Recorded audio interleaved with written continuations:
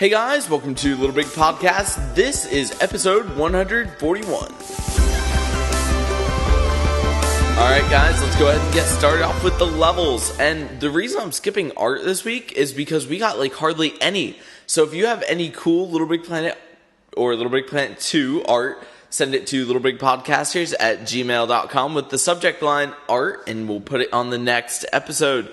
Okay, so on to the levels. First up, we have Coal Cart Calamity by Lady Lynn 1.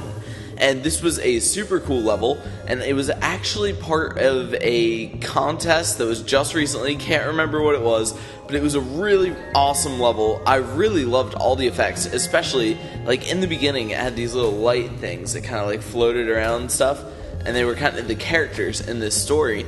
And they had these really, really nice, optical flares coming off of them somehow. And it was just incredibly cool. Really, really well done. And I also like the whole gameplay elements of magnets and dropping coal into your cart and out of your cart. It was just perfect. So, perfectly done level and a lot of fun to play. Highly recommend you check that out by clicking the lbp.me link in the description for all three of these levels. And we are on to the next one. Next up is Pogo Wheels by Kings of Street. And this is actually an entry to Contraption Challenge 14, the Wall Jumper. Now, what you do in this level is you roll around this little rubber ball thing that can pop out into this, almost like a X, and you just explode and jump up in the air. It's a lot of fun, and it's very challenging because you can't touch any of the walls. And that's fine in practice mode, it just comes up with a little warning. But when you're actually in challenge mode, you can't touch the walls or it's game over and you have to restart. So it's a really, really intense sort of level, but loads and loads of fun. I really, really love this level. And we are on to the next and final level. We have Trapped in the Hourglass by Chulapin78.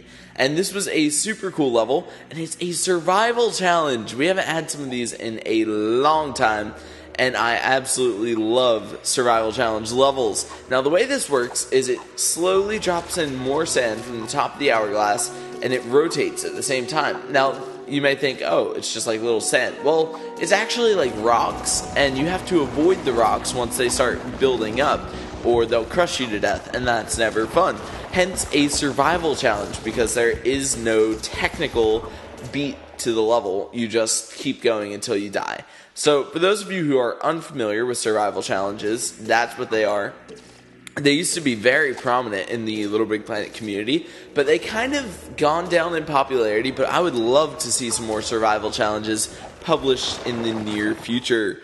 We are on to the news, and first up we have two confirmed rumors, by the way, and these are some interesting things. 2 new costume packs. First up, we have the Invisimals costume pack, and for those of you who don't know, Invisimals is a PSP game, and it has the Tiger Shark costume, the Metal Mutt costume, the Ice Lion costume, the Flame Claw costume, and a bunch of stickers, so that's going to be really cool. We don't have prices on that yet, or a release date, but those are coming up very soon. And next up, we have our Weekend Pursuits costumes.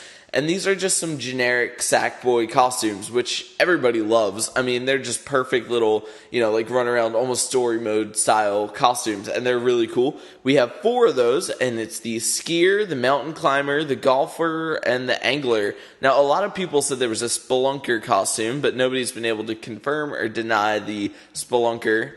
It may be the same as the mountain climber, which would be kind of weird since one goes underground, one goes above ground.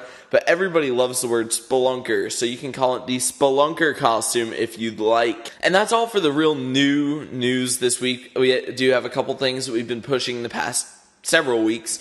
The Move Kit playthrough, the Vita trailer analysis. We're not going to have that show up on screen, but there are links in the description if you're interested in that.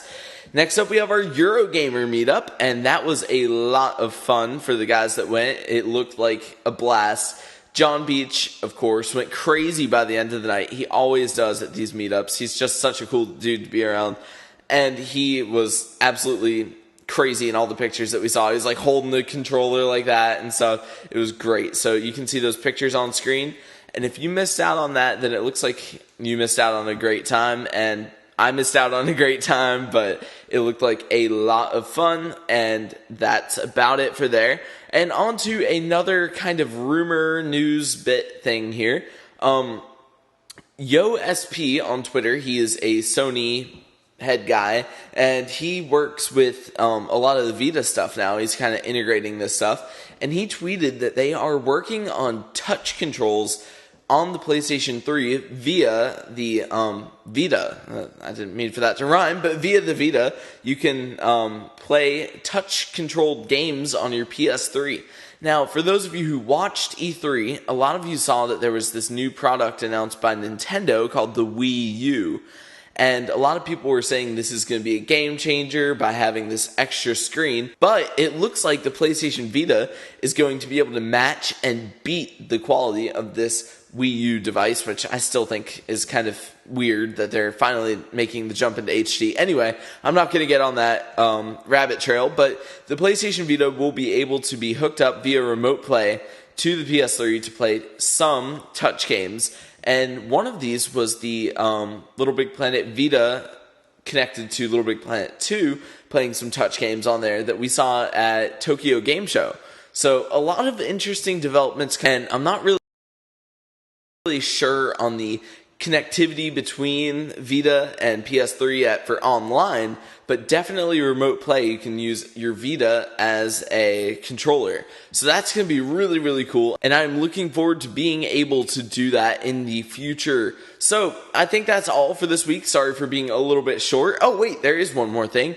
PlayStation released a very cool video this week for the Long Live Play campaign, and it did have Sackboy in it. He made a surprise appearance, so you can check that out by clicking on the annotation on screen right now, and you can check out the new Long Live Play trailer, and it's really, really cool. It includes over 30 game references, so see if you can pick all those out. If you can, congratulations. And I think that's just about it for this week. If you have anything that you think we missed this week, leave a comment in the comment section, and we will try to do our best to cover it next week.